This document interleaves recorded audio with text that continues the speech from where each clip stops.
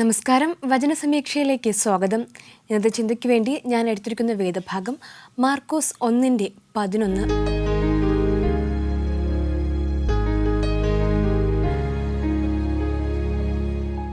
നീ എൻ്റെ പ്രിയപുത്രൻ, നിന്നിൽ ഞാൻ പ്രസാദിച്ചിരിക്കുന്നു എന്ന് സ്വർഗത്തിൽ നിന്ന് ഒരു ശബ്ദം ഉണ്ടായി.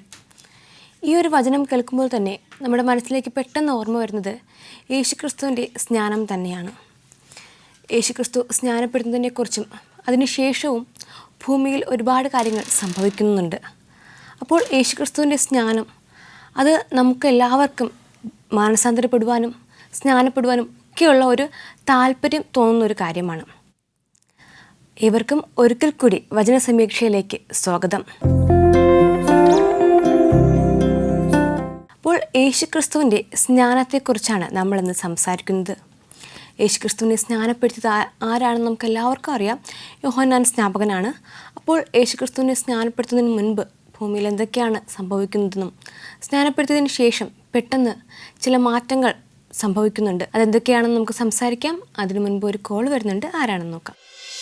ഹലോ, വചനസമീക്ഷയിലേക്ക് സ്വാഗതം. ആരാണ്? ഞാൻ കുഞ്ഞമ്മ തോമസ്, പത്തനംതിട്ട. പത്തനംതിട്ടയിൽ നിന്നും കുഞ്ഞമ്മ തോമസ് ആൻറ്റിയാണല്ലേ? അതെ അതെ. ഓക്കെ. ആൻറ്റി, വീട്ടിൽ ആരൊക്കെയാണ് ഉള്ളത്? ഞാനും എൻ്റെ ഹസ്ബൻഡും ഉള്ളിപ്പോ. ആൻറ്റി ഞങ്ങളും മാത്രമാണല്ലേ? ഓക്കെ. അപ്പോൾ എല്ലാ ഞായറാഴ്ചയും പള്ളിയിലൊക്കെ പോകാറുണ്ടോ? പോകുന്നുണ്ട്. രണ്ടാഴ്ച പോയില്ല, പനിയായിരുന്നോ? ഓക്കെ. അപ്പോൾ അങ്കിൾ എന്ത് ചെയ്യുവാണ്? അങ്കിൾ ജോലിയായിരുന്നു, റിട്ടയർഡ് ആയല്ലേ? ഓക്കെ. നമുക്ക് ക്വസ്റ്റ്യനിലേക്ക് പോകാം. പോകാം. ഇന്നത്തെ ഫസ്റ്റ് ക്വസ്റ്റ്യൻ: എന്തൊക്കെ അനുഗ്രഹങ്ങളാലാണ് യഹോവ സിയോനെ നിറച്ചിരിക്കുന്നത്? ന്യായവും നീതിയും കൊണ്ട് നിറച്ചിരിക്കുന്നു. സിയോനെ ന്യായവും നീതിയും കൊണ്ട് നിറച്ചിരിക്കുന്നു. അതെ, ആൻസർ കറക്റ്റാണ്. സിയോനെ ന്യായവും നീതിയും കൊണ്ട് നിറച്ചിരിക്കുന്നു. കറക്റ്റാണ് കേട്ടോ ആൻസർ. ന്യായവും നീതിയും. ഓക്കെ. ആൻറ്റി പാട്ട് പാടാറുണ്ടോ? ചെറുതായിട്ടൊന്നും പാടാം. ചെറുതായിട്ട് പാടും അല്ലേ? ഒരു പാട്ട് പാടാമോ? പാടാം. പീഡിതനോരഭയസ്ഥാനം സങ്കടങ്ങളിൽ നൽകുണീ. പീഡിതനോരഭയസ്ഥാനം സങ്കടങ്ങളിൽ നൽകുണീ. ഞാൻ പോലുമില്ല, ഒരു നാളും വരില്ല, എന്റെ യേശു എന്റെ കൂടെയുള്ളതാ.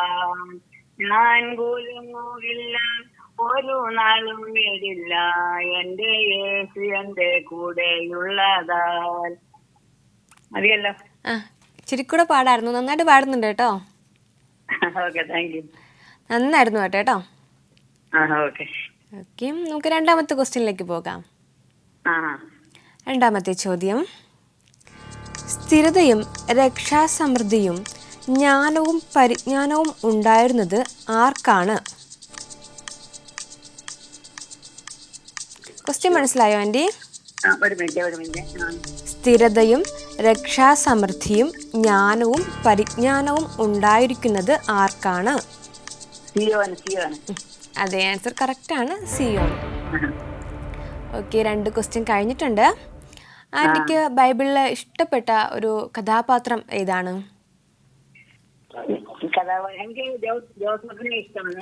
ജോസഫിനെ ഇഷ്ടമാണല്ലേ? എന്തുകൊണ്ടാണ് ജോസഫിനെ ഇഷ്ടം? ജോസഫ് സ്വപ്നമൊക്കെ കണ്ടപ്പോൾ സഹോദരന്മാരെ ജോസഫിനെ നിന്നിട്ട് എങ്കിലും ഒന്നും ദേഷ്യപ്പെട്ടില്ല. അടിമകളാക്കി കൊണ്ട് വിട്ടപ്പോഴും അവർ സഹോദരന്മാരെ സ്നേഹിച്ചു. പിന്നെ ജോസഫ് പാപമൊന്നും ചെയ്തിട്ടില്ല, എങ്കിലും ചുറ്റും തന്റെ മേൽ ചുരുട്ടിയിട്ട് കാതാക്കളെ പ്രാർത്ഥിച്ചും സഹോദരന്മാരെ സ്നേഹിച്ചു. ദേശത്ത് ക്ഷാമം ഉണ്ടായപ്പോൾ അവർക്ക് വേണ്ടി ആഹാരമൊക്കെ എല്ലാം കൊടുത്തു. അങ്ങനൊക്കെ പല ഗുണങ്ങളുണ്ട് ജോസഫിന്. ഓക്കെ. അപ്പോൾ ജോസഫിനെ കുറിച്ചുള്ള ഒരുപാട് ഗുണങ്ങളുള്ളൊരു വ്യക്തിയാണ് ജോസഫ്. ജോസഫിൻ്റെ ആ ഒരു ചെറിയൊരു പ്രായം മുതൽ എടുത്താൽ തന്നെ നമുക്ക് ഒരുപാട് കാര്യങ്ങൾ പറയാനുണ്ട്. പക്ഷേ ജോസഫിൻ്റെ ജീവിതത്തിലെ ഏറ്റവും പ്രധാനപ്പെട്ട ചില പോയിന്റുകൾ മാത്രമാണ് ആൻറ്റി പറഞ്ഞത്. അതായത് നമ്മുടെ ബൈബിളിൽ നമ്മൾ എപ്പോഴും ഓർക്കേണ്ട ഒരു വ്യക്തിത്വമാണ് ജോസഫ്, അല്ലേ? ഓക്കെ. അപ്പോൾ നമുക്കിനി മൂന്നാമത്തെ ക്വസ്റ്റ്യനിലേക്ക് പോകാം. മൂന്നാമത്തെ ചോദ്യം: അവരുടെ സമാധാനത്തിൻ്റെ ദൂതന്മാർ എന്താണ് ചെയ്യുന്നത്? അതിദുഃഖത്തോടെ കരയുന്നു. അതിദുഃഖത്തോടെ കരയുന്നു. കറക്റ്റാണ് ആൻസർ. അതിദുഃഖത്തോടെ കരയുന്നു. Okay aunty. ഇനി ആൻറ്റിക്ക് ബൈബിൾ ഇഷ്ടപ്പെട്ട ഏതെങ്കിലും ഒരു വചനം പറയാമോ? വചനം ഇഷ്ടപ്പെട്ടോ? ആ. മനുഷ്യനിൽ ആശ്രയിക്കുന്നതിനേക്കാൾ യഹോവയിൽ ആശ്രയിക്കുന്നത് നല്ലത്. പ്രഭുക്കന്മാരിൽ ആശ്രയിക്കുന്നതിനേക്കാൾ യഹോവയിൽ ആശ്രയിക്കുന്നത് നല്ലത്. ഓക്കെ, നല്ലൊരു വചനമാണ്. എല്ലാവരും എപ്പോഴും പറയുന്ന ഒരു വാക്യം കൂടിയാണ്.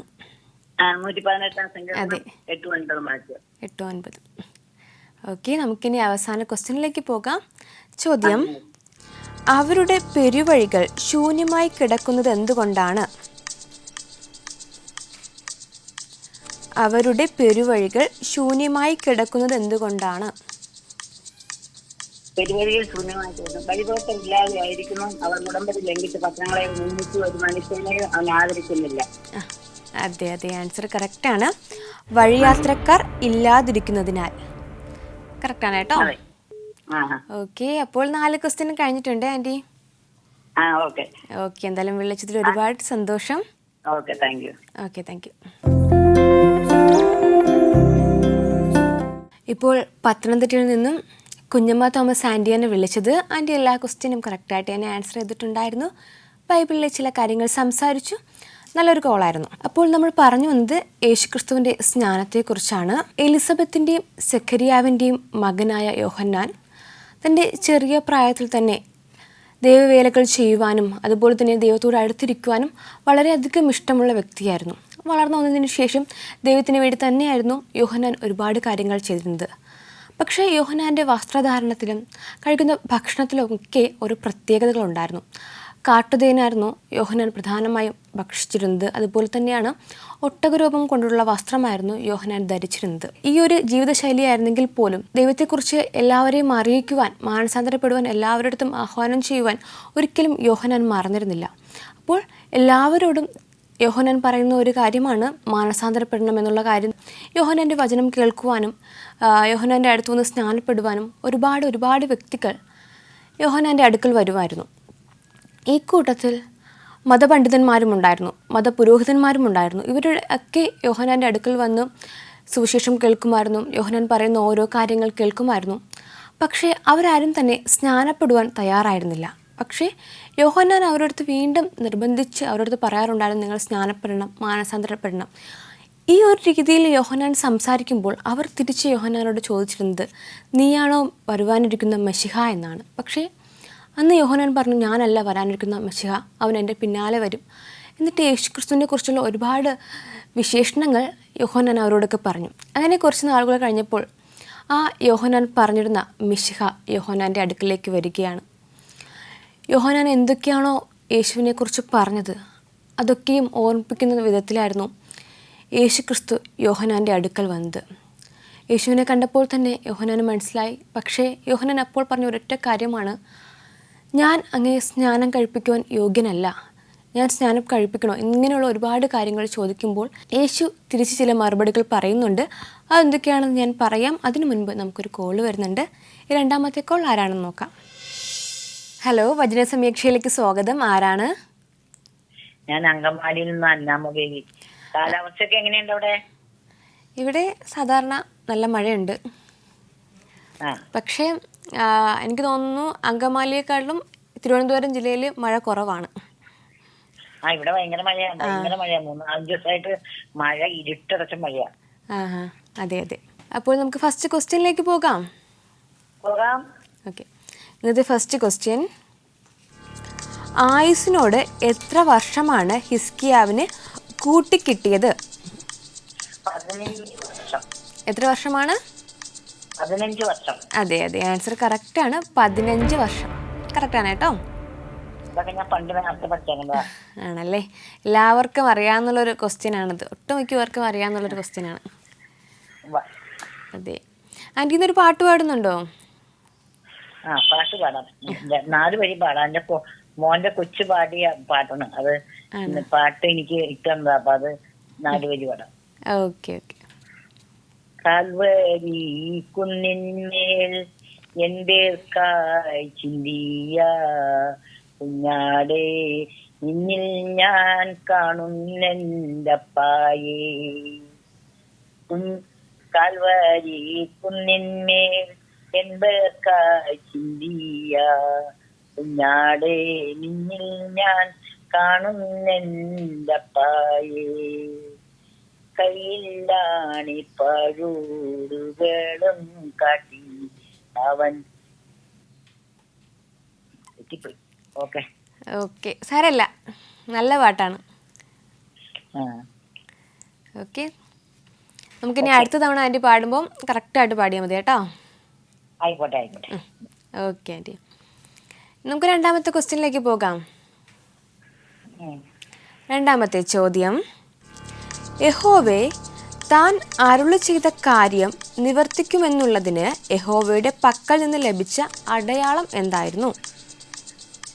ആകാശത്തിന്റെ ഘടികാരത്തിൽ സൂര്യനെ അനുസരിച്ച് ഇറങ്ങി പോയിരിക്കുന്ന നിഴലിനെ ഞാൻ 10 പടി പിന്നോക്കം തിരിയുമാറാക്കും. അതെ അതെ, ആൻസർ കറക്റ്റാണ്. ആഹാസിന്റെ ഘടികാരത്തിൽ സൂര്യഗതി അനുസരിച്ച് ഇറങ്ങിപ്പോയിരിക്കുന്ന നിഴലിനെ 10 പടി പിന്നിലേക്ക് തിരിക്കുവാൻ ഇടയാക്കി. ഓക്കെ, നമുക്കിനി മൂന്നാമത്തെ ക്വസ്റ്റ്യനിലേക്ക് പോകാം. മൂന്നാമത്തെ ചോദ്യം: ഞാൻ ജീവനുള്ളവരുടെ ദേശത്ത് വെച്ച് യഹോവയെ കാണുകയില്ല എന്നു പറഞ്ഞതാരാണ്?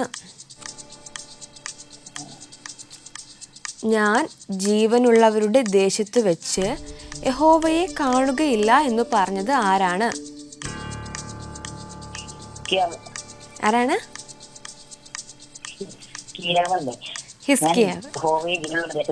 യഹോവയെ കാണുകയില്ല, ഞാൻ ഭൂവാസിയുടെ ഇടയിൽ ഇനി മനുഷ്യനെ കാണുകയില്ല എന്ന് ഞാൻ പറഞ്ഞു. അതെ അതെ, ആൻസർ കറക്റ്റാണ്, ഹിസ്കിയാവ്. ഓക്കെ, ഇപ്പോൾ ആൻറ്റി ഏത് ഭാഗമാണ് വായിച്ചു കൊണ്ടിരിക്കുന്നത് ബൈബിളില്? ഞാൻ ഇന്നലെ വായിച്ചത് സങ്കീർത്തനം 6-ാം അധ്യായമാണ്. ഞാൻ യഹോവേ നിന്റെ കോപത്തിൽ തന്നെ ശിക്ഷിക്കരുത്, നിന്റെ ക്രോധത്തിൽ എന്നെ ദണ്ഡിപ്പിക്കരുത്, ഞാൻ തളർന്നിരിക്കുന്നു, എന്നോട് കരുണയുണ്ടാകണമേ. അതാണ് വായിച്ചത്. 6-ാം സങ്കീർത്തനമാണ്. 6-ാം സങ്കീർത്തനമാണല്ലേ? ഓക്കെ. അപ്പൊ അതിൻ്റെ അകത്ത് നമ്മൾ തളർന്നു കഴിയുമ്പോ നമ്മുടെ അസ്ഥികളും ഭ്രമിച്ചു കഴിയുമ്പോ ആകെ നീട്ടാനുള്ള കൈ യഹോവയുടെ മുമ്പ്. അല്ലാണ്ട് നമ്മള് നല്ലോണം നടക്കുന്ന സമയത്ത് നമുക്ക് യഹോവയെ അന്വേഷിക്കാൻ പറ്റില്ല. ക്ഷീണിച്ച അവശതയായി കഴിഞ്ഞപ്പോ അന്വേഷിക്കണേ. അതെ അതെ, അതാണ് എനിക്ക്. അപ്പൊ ഞാനും വിചാരിക്കാണ്, ഞാനും ഒക്കെ എന്റെ നല്ല കാലത്തൊന്നും ഞാൻ യഹോവയെ അന്വേഷിച്ചിട്ടില്ല. അപ്പൊ അതിനോട് ചേർത്ത് ഞാനൊരു ആദ്യം കൂടെ പറയാം. എന്താന്ന് വെച്ചിട്ടുണ്ടെങ്കിൽ ദാവീദ് പറഞ്ഞത്, എനിക്ക് ഈ ദുരിതം വെച്ചത് ഉപകാരമായി, ഞാൻ നിന്റെ ചട്ടങ്ങൾ പഠിക്കുവാൻ. ഇപ്പോഴും ഞാൻ എന്റെ ദൈവത്തിനെ ഇത്ര അറിഞ്ഞത് ഈ ദുരിതങ്ങൾ വന്നാലാണ്. പഴയ പോലെ എന്റെ സന്തോഷമായ കാലാവസ്ഥയിൽ ഞാൻ എന്റെ ദൈവത്തിനെ അറിയില്ല. അപ്പൊ 6-ാം സങ്കീർത്തനത്തില് യഹോവയെ ഞാൻ തളർന്നിരിക്കുന്നു, എന്നോട് കരുണയുണ്ടാക്കണമേ, എന്റെ അസ്ഥികൾ ഭ്രമിച്ചിരിക്കുന്നു, എന്നെ സൗഖ്യമാക്കണമേ. അപ്പൊ ഇപ്പൊ എന്റെ അസ്ഥികൾ നടക്കുമ്പോ കാലം ഒരു വശത്തേക്ക് വരുന്ന പോണേ. ഇപ്പൊ എപ്പോഴും ഞാൻ ദൈവത്തിനെ അന്വേഷിക്കാണ്. പണ്ട് എന്റെ നല്ല സമയത്ത് ഞാൻ എന്റെ ദൈവത്തിനെ അന്വേഷിച്ചിട്ടില്ല. അപ്പൊ ഞാൻ പിന്നെ യൗവനകാലത്തിൽ എന്റെ സൃഷ്ടാവിനെ ഓർക്കുക എന്ന് പറയുന്നുണ്ട്. പക്ഷെ ഞാൻ അന്നൊന്നും ഓർത്തിട്ടില്ല. വാർദ്ധക്യമൊക്കെ ആയപ്പോഴാണ് എന്റെ ദൈവത്തിനെ അന്വേഷിച്ചു. ചെറുപ്പകാലത്തൊക്കെ എന്റെ ദൈവത്തിനെ അറിയാറുന്നു. അത് കഴിഞ്ഞ് എന്റെ യൗവനത്തിലൊക്കെ ഞാൻ ദൈവത്തെ മറന്നു. പിന്നെ ഇപ്പൊ വാർദ്ധക്യമായപ്പോഴാണ് ഞാൻ വീണ്ടും കൂടുതൽ കെട്ടിപ്പിടിക്കണം. അതപ്പൊ ഞാൻ ഈ 6-ാം സങ്കീർത്തനത്തിൽ നിന്ന് അത് പഠിച്ചതാണ്. Okay okay. അപ്പോൾ 6-ാം സങ്കീർത്തനത്തെ കുറിച്ച് ആൻറ്റി ഒരുപാട് കാര്യങ്ങൾ പറഞ്ഞു. ആൻറ്റിയുടെ ജീവിതവുമായിട്ട് ബന്ധപ്പെടുത്തിയാണ് അവസാനം ആൻറ്റി പറഞ്ഞത്. അപ്പോൾ നമ്മൾ ദൈവത്തെ ഓർക്കുകയും ദൈവത്തിന് വേണ്ടി പ്രാർത്ഥിക്കുകയും ദൈവത്തിന് വേണ്ടി സമയം കണ്ടെത്തേണ്ട ഒരു സമയത്തെക്കുറിച്ചാണ് ആൻറ്റി വളരെയധികം ദീർഘമായിട്ട് സംസാരിച്ചത്. അതെ അതെ അതെ. അപ്പൊ നമ്മള് യൗവനത്തിൽ തന്നെ, ബാല്യത്തിലും യൗവനത്തിലും ഒക്കെ അന്വേഷിക്കണം. വാർദ്ധക്യമായി നമുക്ക് കഷ്ടങ്ങൾ വരുമ്പോ മാത്രം അന്വേഷിച്ചാൽ പോരാ എന്നാണ് ഞാൻ പറയുന്നത്. ഓക്കെ ആൻറ്റി, എനിക്കത് എന്റെ പാടാണ് പറയുന്നത്. അപ്പോൾ എന്തായാലും നമുക്കിനി അവസാന ക്വസ്റ്റ്യനിലേക്ക് പോകാം. ഓക്കെ, അവസാന ചോദ്യം: എൻ്റെ വാസസ്ഥലം ഏതുപോലെ എന്നിൽ നിന്നും മാറ്റപ്പെട്ടു എന്നാണ് ഹിസ്കിയാവ് പറഞ്ഞത്? നെയ്ത്തുകാരന്റെ തുണി ചുറ്റുമ്പോലെ ഞാൻ എന്റെ ജീവനെ ചുരുട്ടിയിരിക്കുന്നു. ജീവനെ ചുരുട്ടിയതാണോ? എൻ്റെ വാസസ്ഥലം ഏതുപോലെ എന്നിൽ നിന്നും മാറ്റപ്പെട്ടു എന്നാണ് ഹിസ്കിയാവ് പറഞ്ഞത്. ഏതുപോലും കൂടാരം പോലെ എന്നെ വിട്ടുപോയിരിക്കുന്നു. ആ കറക്റ്റാ, ഒരു ഇടയന്റെ കൂടാരം പോലെ. കറക്റ്റാണ് കേട്ടോ. സുഖായിരിക്കണോ? ആ സുഖമായിട്ടിരിക്കുന്നു ആൻറ്റി. എല്ലാവർക്കും വേണ്ടി ഞാൻ പ്രാർത്ഥിക്കുന്നു, എനിക്ക് വേണ്ടി നിങ്ങൾ പ്രാർത്ഥിക്കണം. എന്റെ വിശ്വാസം ഒന്നും കൂടി വർദ്ധിപ്പിച്ചു കിട്ടണം അതിനുവേണ്ടി. ആൻറ്റിക്ക് വേണ്ടി ഞങ്ങൾ എല്ലാവരും പ്രാർത്ഥിക്കാറുണ്ട്, ഇനിയും പ്രാർത്ഥിക്കാം. Okay aunty. എന്തായാലും എല്ലാവർക്കും, സന്ധ്യാമോൾക്കും രശ്മിമോൾക്കും അവിടെ ആ ഇതൊക്കെ ചെയ്യണേ ആൾക്കാർക്കും, മാത്യു സാറിനും ബ്രദറിനും അതിന്റെ ഭാര്യയ്ക്കും കുടുംബത്തിനും അവിടെ ജോലി ചെയ്യുന്ന എല്ലാവർക്കും വേണ്ടി ഞാൻ പ്രാർത്ഥിക്കുന്നു. God bless you. God bless you grow. Okay, thank you aunty. ഇപ്പോൾ അങ്കമാലിയിൽ നിന്നും അന്നാമ്മ ആൻറ്റിയാണ് വിളിച്ചത്. ആൻറ്റി എല്ലാ ക്വസ്റ്റ്യനും കറക്റ്റായിട്ട് തന്നെ ആൻസർ ചെയ്തിട്ടുണ്ടായിരുന്നു. ബൈബിളിലെ ചില കാര്യങ്ങൾ സംസാരിച്ചു. നല്ലൊരു കോളായിരുന്നു. അപ്പോൾ നമ്മൾ സംസാരിച്ച് വന്നത് യോഹന്നാനെ കുറിച്ചാണ്. യോഹന്നാൻ സ്നാപകനെക്കുറിച്ച്, യേശു ക്രിസ്തുവിനെ സ്നാനം കഴിപ്പിക്കുന്നതിന് തൊട്ട് മുന്നുള്ള ചില കാര്യങ്ങളാണ് സംസാരിച്ചത്. അപ്പോൾ യേശു ക്രിസ്തു കടന്നു വന്നൊരു സമയത്ത് യോഹന്നാൻ പറയുന്നുണ്ട്, നിൻ്റെ ചെരുപ്പിൻ്റെ വാറഴുപ്പാൻ പോലും ഞാൻ യോഗ്യനല്ലെന്ന് പറയുന്നുണ്ട്. അതിനുശേഷം യേശു ക്രിസ്തുവിനോട് പറയുന്നുണ്ട്, അങ്ങേ സ്നാനം കഴിപ്പിക്കുവാൻ ഞാൻ യോഗ്യനല്ലെന്ന് പറയുന്നുണ്ട്. അപ്പോൾ യേശു പറയുന്നുണ്ട്, അതാണ് നീതി, അങ്ങനെ വേണം ചെയ്യേണ്ടത്, ഇനി നീ സ്നാനം കഴിപ്പിക്കണം. ഇങ്ങനെ യോഹന്നാൻ സ്നാപകനോട് യേശു പറയുന്നതനുസരിച്ച് പിന്നാലെ യോഹന്നാൻ സ്നാപകൻ യേശുവിനെ സ്നാനം കഴിപ്പിക്കുന്നുണ്ട്. യേശുവിനെ സ്നാനം കഴിപ്പിച്ച് യേശു വെള്ളത്തിൽ നിന്നും പുറത്തേക്ക് വരുന്നൊരു സമയം പരിശുദ്ധാത്മാവ് പ്രാവിൻ്റെ രൂപത്തിൽ യേശുവിൻ്റെ അടുക്കിലേക്ക് വരുന്നുണ്ട്. അതുപോലെ തന്നെയാണ് സ്വർഗ്ഗത്തിൽ നിന്നും ഒരു ശബ്ദവും കേൾക്കുന്നുണ്ട്, ഇവനെൻ്റെ പ്രിയ പുത്രൻ, ഇവനിൽ ഞാൻ പ്രസാദിച്ചിരിക്കുന്നു. ഇങ്ങനെ യേശു ക്രിസ്തുവിൻ്റെ സ്നാനം തന്നെ ഒരു മഹാ അത്ഭുതമായി, ഒരു വലിയൊരു ഒരുപാട് പേർക്ക്, ഒരു വിശ്വാസമില്ലാത്തവർക്കും മാനസാന്തരപ്പെടാത്തവർക്കുമൊക്കെ മാനസാന്തരപ്പെടുവാനും വിശ്വാസം വർദ്ധിപ്പിക്കുവാനും സ്നാനപ്പെടുവാൻ താല്പര്യമില്ലാത്തവർക്ക് സ്നാനപ്പെടുവാനുമുള്ള ഒക്കെയുള്ള ഒരു അവസരമായിരുന്നു. അത് യോഹന്നാൻ സ്നാപകൻ്റെ ജീവിതത്തിലെ ഏറ്റവും വലിയൊരു അനുഗ്രഹം കൂടിയായിരുന്നു യേശുവിനെ സ്നാനപ്പെടുത്തുവാൻ കഴിഞ്ഞത്. അപ്പോൾ യേശുക്രിസ്തുവിൻ്റെ സ്നാനം നമ്മളെപ്പോഴും ഓർക്കുകയും ചിന്തിക്കുകയും ചെയ്യുന്നുണ്ട്. അപ്പോൾ നമ്മളെല്ലാവരും മാനസാന്തരപ്പെടാത്തവരുണ്ടെങ്കിൽ മാനസാന്തരപ്പെടണം, സ്നാനപ്പെടാത്തവരുണ്ടെങ്കിൽ ദൈവത്തിൻ്റെ വചനം അറിഞ്ഞ് അതിലുള്ള ഓരോ കാര്യങ്ങളും കൃത്യമായി അറിഞ്ഞതിന് ശേഷം സ്നാനപ്പെടണം എന്നൊരു ഉപദേശമാണ് ഈ ഒരു ചെറിയൊരു വചനത്തിലൂടെ നമുക്ക് ഏവർക്കും ലഭിക്കുന്നത്. നമുക്കിനി അവസാനമായിട്ടൊരു കോൾ വരുന്നുണ്ട്, ആരാണെന്ന് നോക്കാം. ഹലോ, വചന സമീക്ഷയിലേക്ക് സ്വാഗതം. ആരാണ്? ഞാൻ കോട്ടയം പമ്പടിയിൽ നിന്ന് എലിയമറിച്ചാണ് വിളിക്കുന്നത്. കോട്ടയത്ത് നിന്നും ഏലിയാമ്മ ആൻറ്റിയാണല്ലേ? അതെ. ഓക്കെ. അപ്പോൾ ആൻറ്റി സുഖമായിട്ടിരിക്കുന്നോ? ബുദ്ധിമുട്ടുണ്ട്, ശരീരമായി. ഓക്കെ. ഏലിയാമ്മ ആൻറ്റി നമ്മളെ ഇടയ്ക്കൊക്കെ വിളിക്കാറുള്ള ഒരു ആൻറ്റിയാണ് അല്ലേ? അതെ അതെ അതെ. ഞാൻ ഒത്തിരി നാളായി, 2 വർഷമായി. അതെ അതെ, ഇടയ്ക്ക് നമ്മുടെ കൂടെ എപ്പോഴും ഉള്ളൊരു ആൻറ്റിയാണ്. ഇടയ്ക്ക് ചെറിയ ശാരീരിക അസുഖങ്ങളൊക്കെ ഉണ്ടായിരുന്നു, പക്ഷേ ഇപ്പോൾ ഓക്കെ ആണല്ലേ? ഓക്കെ ആയിട്ടില്ല, നടക്കാനൊക്കെ ബുദ്ധിമുട്ടാണ്. ആണല്ലേ? പോകുന്നില്ല, നടക്കുന്നൊന്നുമില്ല. Okay aunty, okay. നമുക്ക് ക്വസ്റ്റ്യനിലേക്ക് പോകാം.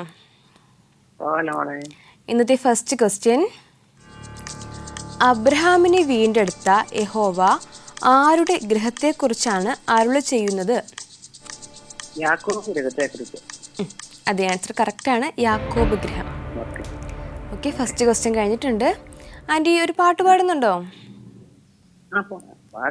പാടുന്ന കേൾക്കുന്ന ഇഷ്ടം. പണ്ടത്തെ പാടാൻ പറ്റിയ എല്ലാം പാടാം. പാടിക്കോളൂ എന്തായാലും. ഉയർത്തിടും ഞാനെന്റെ കണ്ണുകൾ തുണയാരോളം വൻകീരി എൻ സഹായം വാനം ഭൂമി അവിലം വാഴും യഹോവയേ എൻ സഹായം വാനം ഭൂമി അവിലം വാഴും യഹോവയേ ഇസ്രായേലിൻ കാവൽക്കാരൻ നിദ്രാഭാരം തോന്നുന്നില്ല യഹോവയൻ പാലകണ്ട നിന്നെനിക്കോ കേടാമൊട്ടും യഹോവയൻ പാലകണ്ട ഇല്ലെനിക്കു കേടാമൊട്ടും ഉയർത്തിടും ഞാൻ എന്റെ കണ്ണുകൾ തുണയാരോളും മൻകീരിയിൽ ഹല്ലേലൂയാ ഹല്ലേലൂയാ ചേർന്നിടും ഞാൻ സ്വർഗ്ഗത്തെ ഹല്ലേലൂയാ പാടി സർവ കാലവും ഞാൻ വാണിടുവാൻ ഹല്ലേലൂയാ പാടി സർവ കാലവും ഞാൻ വാണിടുവാൻ ഉയർത്തിടും ഞാൻ എന്റെ കണ്ണുകൾ തുണയാരോളും മൻകീരിയിൽ. ഓക്കെ ആൻറ്റി, നല്ല പാട്ടായിരുന്നു. നമുക്കിനി രണ്ടാമത്തെ ക്വസ്റ്റ്യനിലേക്ക് പോകാം. പോകാനോ? രണ്ടാമത്തെ ചോദ്യം, മനോവിഭ്രമമുള്ളവർ എന്തു ഗ്രഹിക്കും, പെറുപെറുക്കുന്നവർ എന്തു പഠിക്കും? പിന്നെ മനോഭാവമുള്ളവർ ജ്ഞാനം ഗ്രഹിക്കുകയും ഉപദേശം പഠിക്കുകയും ചെയ്യും. അതെ, ആൻസർ കറക്റ്റാണ്. ജ്ഞാനം, ഉപദേശം കറക്റ്റാണ് കേട്ടോ. അതെ, ഓക്കെ, നമുക്കിനി അടുത്ത ക്വസ്റ്റ്യനിലേക്ക് പോകാം. മൂന്നാമത്തെ ചോദ്യം, നിഷേധികളായ മക്കൾ എന്തു ചെയ്തതിനാണ് അയ്യോ കഷ്ടമെന്ന് യഹോവ അരുളി ചെയ്തത്? പാവത്തോട് പാവം കൂട്ടുവാൻ തക്കത് എന്നെ കൂടാതെ ആലോചന നടത്തുന്നു, ആത്മാവിനെ കൂടാതെ സത്യം പ്രവചനം ചെയ്യുന്ന. അതെ, ആൻസർ കറക്റ്റാണ്. അവർ പാപത്തോട് പാപം കൂട്ടുവാൻ തക്കവണ്ണം യഹോവയെ കൂടാതെ ആലോചിക്കുകയും യഹോവയുടെ ആത്മാവിനെ കൂടാതെ സഖ്യമുണ്ടാക്കുകയും ചെയ്തു. അതെ, ആൻസർ കറക്റ്റാണ്. ഇനി ബൈബിളിലെ ഒരു വചനം പറയാമോ? യഹോവ ദൂരത്ത് നിന്ന് എനിക്ക് പ്രത്യക്ഷമായി അരുളി ചെയ്തത്, നിത്യസ്നേഹം കൊണ്ട് ഞാൻ നിന്നെ സ്നേഹിച്ചിരിക്കുന്നു, അതുകൊണ്ട് ഞാൻ നിനക്ക് ദീർഘമാക്കിയിരിക്കുന്നു. ഇരമ്യാവിന്റെ പുസ്തകം 31-ാം അധ്യായം 3-ാം വാക്യം. ഓക്കെ, നല്ലൊരു വചനമായിരുന്നു. നമുക്കിനി അവസാന ക്വസ്റ്റ്യനിലേക്ക് പോകാം. ചോദ്യം, സഹായത്തിനു പകരം അവരുടെ തിരഞ്ഞെടുപ്പിൽ അവർക്ക് എന്താണ് ലഭിച്ചത്? ഒന്നുകൂടെ പറയാമോ? സഹായത്തിനു പകരം അവരുടെ തിരഞ്ഞെടുപ്പിൽ അവർക്ക് എന്താണ് ലഭിച്ചത്? സഹായത്തിനു പകരം അവർക്ക് എന്തായിരുന്നു ലഭിച്ചത്? ഫറവോന്റെ സംരക്ഷണം നിങ്ങൾക്ക് നാണമായി, ഇസ്രായേലിന്റെ എല്ലാ അല്ല ആണോ? സഹായത്തിനു പകരം അവർക്ക് എന്തായിരുന്നു ലഭിച്ചത്? സംരക്ഷണം നിങ്ങൾ നാണമായി, ഇസ്രായേലിന്റെ ഭരണം ലജ്ജയായി പ്രതീക്കുകയും അവന്റെ പ്രഭുക്കന്മാർ സ്വതയിലായി. ലജ്ജയും നാണമായും ഇസ്രായേലിന്റെ എല്ലാ ശരണം ലജ്ജയായും പ്രതീക്കും. അതായത് ലജ്ജയും അപമാനവുമാണ് കേട്ടോ. അതെ, അതിനകത്ത് അങ്ങനെ അല്ലേ? ഓക്കെ, ലജ്ജയും അപമാനവും. എന്തായാലും ആൻസർ കറക്റ്റാണ് കേട്ടോ. ഓക്കെ ആൻറ്റി, എന്തായാലും ഇന്ന് വിളിച്ചതിൽ ഒരുപാട് സന്തോഷം. ഒത്തിരി സന്തോഷമുണ്ട്.